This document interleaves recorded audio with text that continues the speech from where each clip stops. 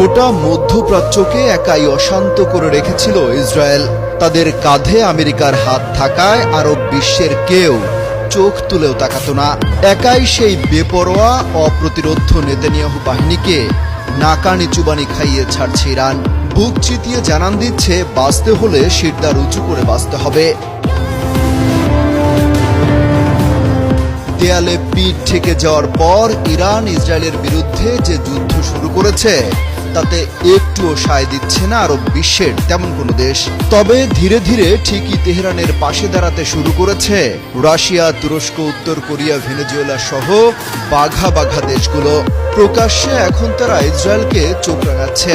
কোন কোন দেশ ইরানের পক্ষে অবস্থান নিয়েছে আর তারা কি বলছে? শুরুতে চুপচাপ থাকলেও এখন বসে নেই উত্তর কোরিয়া।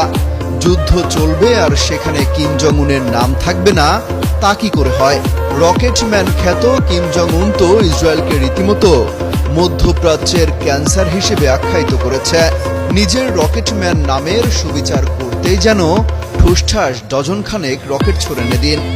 ইরাকের সরকার আনুষ্ঠানিকভাবে তেমন কিছু না বললেও দেশটির জনগণ ঠিকই রাস্তায় নেমে গেছে ইরানের পক্ষে।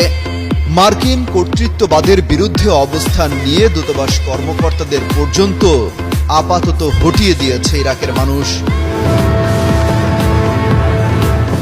রাশিয়া এবার প্রকাশ্যে ইসরায়েলকে হুঁশিয়ারি দিয়েছে।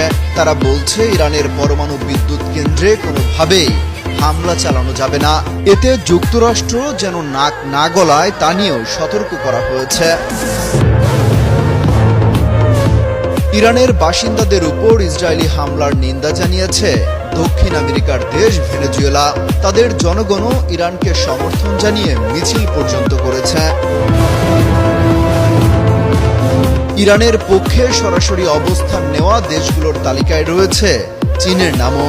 ইসরায়েলি গোয়েন্দা সংস্থার অভিযোগ, যুদ্ধ পরিস্থিতির মধ্যে ইরানে কার্গো বিমান পাঠিয়েছে চীন।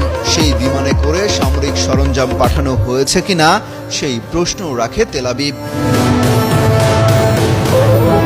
তুরস্ক তো রীতিমতো ইরানের পক্ষ নিয়ে ইসরায়েলকে সকাল বিকাল হুমকি দিচ্ছে। হামলা বন্ধ করারও আহ্বান জানিয়েছেন এরদোয়ান। শুধু তাই নয়, তুর্কি সেনারা যুদ্ধের প্রস্তুতিও নিচ্ছে। এছাড়া পাকিস্তান তো রীতিমতো ঘোষণা দিয়েছে যে কোনো সংকটে ইরানের পাশে থাকবে ইসলামাবাদ। তবে মার্কিন প্রেসিডেন্ট ডোনাল্ড ট্রাম্প পাকিস্তান সেনা প্রধানকে ডেকে নিয়ে কি তাবিজ বেঁধে দিয়েছেন তা এখনো জানা যায়নি। এছাড়া ইরান